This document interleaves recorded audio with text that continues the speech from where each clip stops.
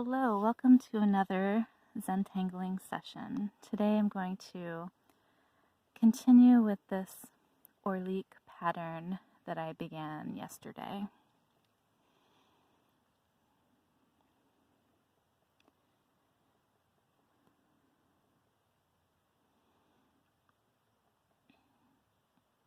I enjoyed my Zentangle time yesterday so much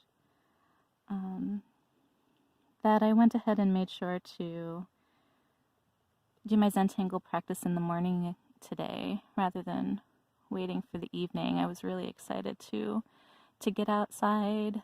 There's no rain today. The sky is kind of dappled with clouds. Fluffy, they're just rolling on by. So it's really nice to be outside on a beautiful spring morning.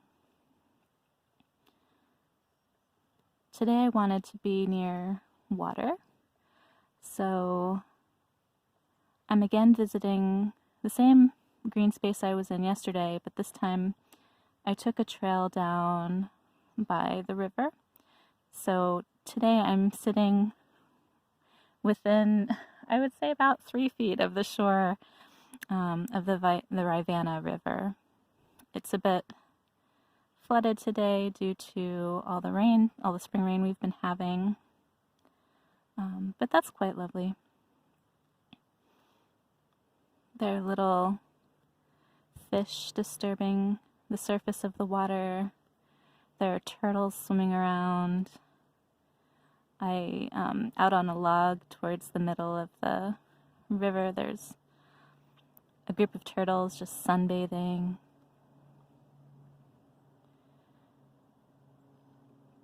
It's really nice to be able to get outside. It's really nice to have a fun excuse to get outside, so this sort of Zentangle outdoors adventure that I'm having is proving a whole lot of fun. And I can see that over time I'll get to know the green spaces in my area pretty well. As I was walking here, as I had to take a little bit of a trail, I was thinking about what should I do in the wintertime when it's frigid outside. Thinking maybe at that point I'll want to locate fireplaces to sit next to or coffee shops. I can try all the local hot cocoa or something each time I tangle. That might get a little expensive, but it would certainly be tasty.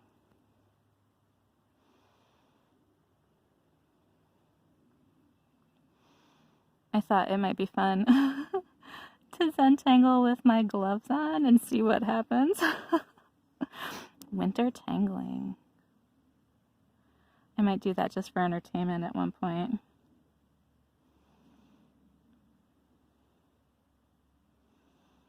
And we're getting to the end here. I find it's a little more challenging to draw moving towards the left like I am right now. The pen and my hand sort of block the view of the previous line. Makes it a little bit harder to aura. But we'll make it through. Alright, so with Orlique, you start with one set of wiggly lines, which already looks pretty neat. But with Orlique, you overlay it with another set of wiggly lines, just going in a different direction. So I'm going to draw another beginning wiggly line and aura that, just like I did the first set. It creates a really neat texture.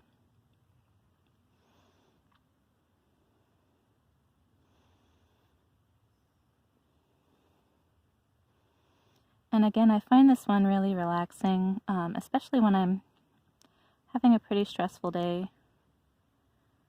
I don't have to think much about it. and it turns out pretty neat in the end.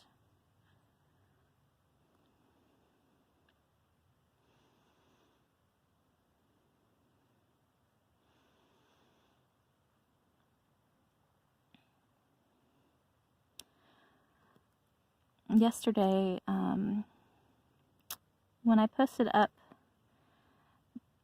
the video of my 15-minute tangle on Instagram, someone had commented how they struggle a little bit with chaining and want to practice it a bit more, just like I do.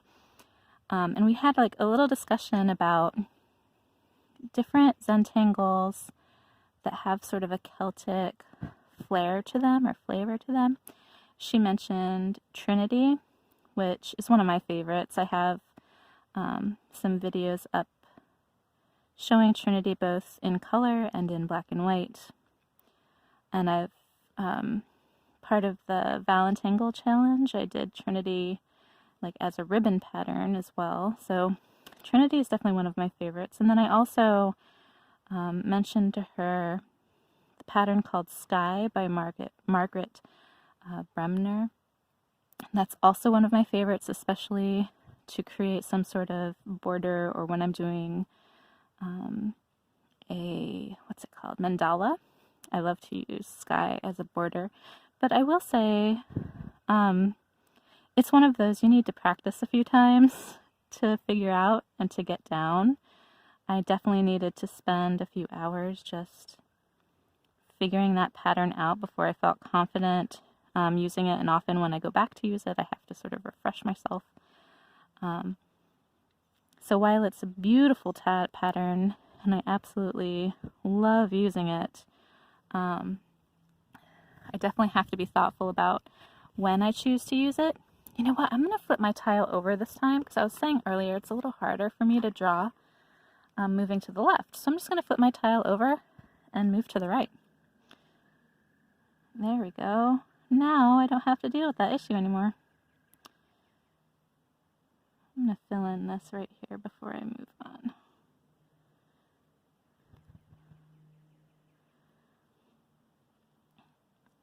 Being right by the river, I can hear a few like frog songs. That's kind of nice. I love the sound of frogs.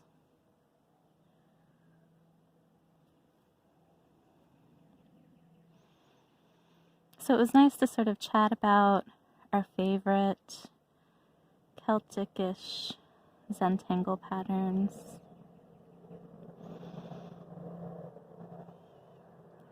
And reflect on like how certain patterns call to you at different times. You know, when I'm feeling exhausted and I just want to be refreshed in my drawing. Oh, there's a plane passing by. Just one second.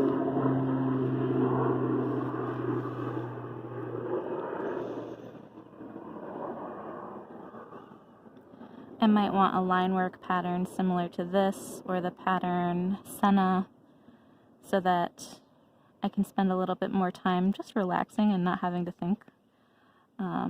Whereas when I'm doing something more intricate, a mandala perhaps, I might want something more similar to Sky, where yes, it does require a bit more thought, a bit more strategic planning, but it does turn out absolutely lovely.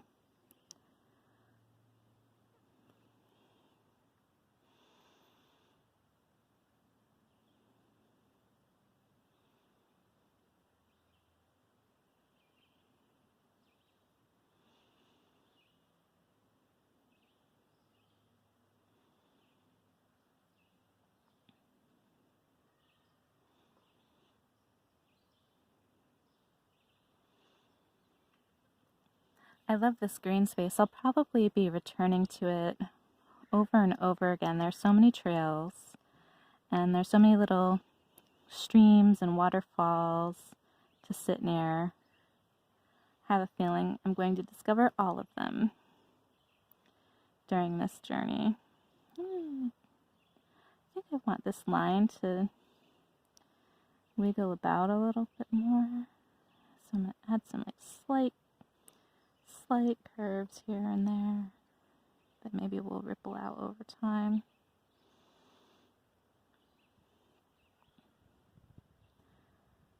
Let's fill in this section here. Oh, there's a fish.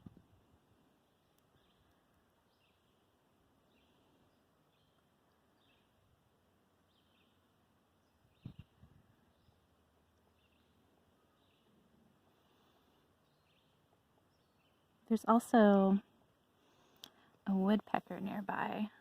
Oh, that looks kind of fun. It'll definitely look neat once I also shade it in. Let me turn it this way. Over here needs a bit of line work, just to show that it's part of that background too. There we go. All right. So it looks like there's just this one section left right here. So I need another sort of background tangle to put back there. I have an idea. I don't know if it'll work. I'm not sure if it'll look good, but I'm going to do it anyway. It's going to be an experiment. So let's try it out. Which way shall I do? I think this way right here.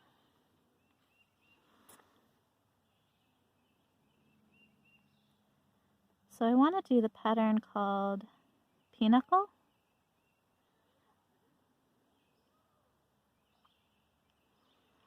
And it starts out with these S-like shapes.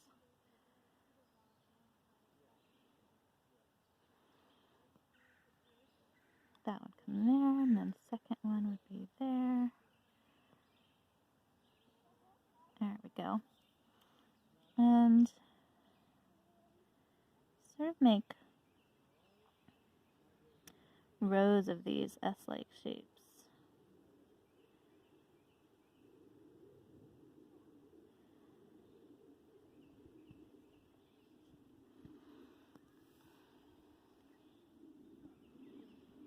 To set up the pattern.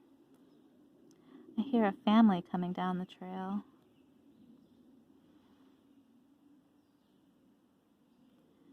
So we'd have this here.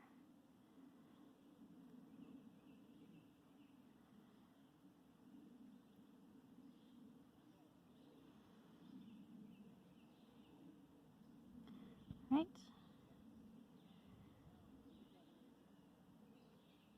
It'll be interesting to see how Pea-Nuckle looks as it's going behind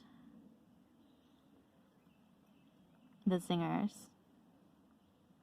If it'll still look nice or if it'll just be too busy. We'll find out. It's an experiment. Alright, I think one more here. Okay. Okay, now let's turn and see. Okay, so we connect our S shapes. This little curve here is going to connect with this here. So let's do it. And then I'll connect this one right here. And in that ovalish shape, I'm going to put in some lines.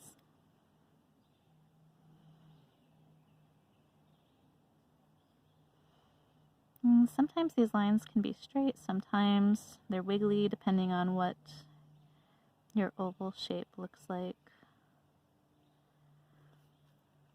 All right, next one. Now this one's going to be challenging because it goes behind. Connect there, bring this up and connect here. Okay, put in our lines.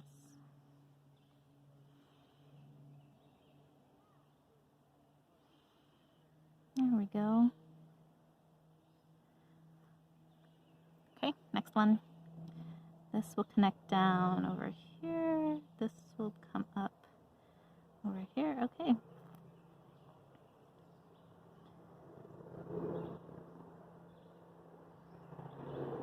I'm going to slow down on my lines. Another plane passing by.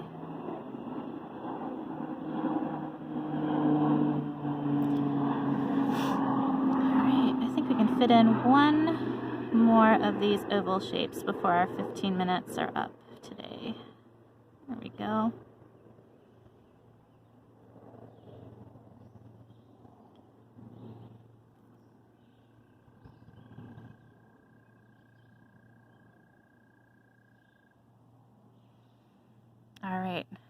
that is our 15 minutes of tangling for today. We finished up Orlique and we started on Pea-Nuckle, which will be our last tangle for this tile, and then we'll move into some shading. Thank you for joining me here in this beautiful green space beside the Rivanna River, and I hope that you come back tomorrow. I'll talk to you later. Bye-bye.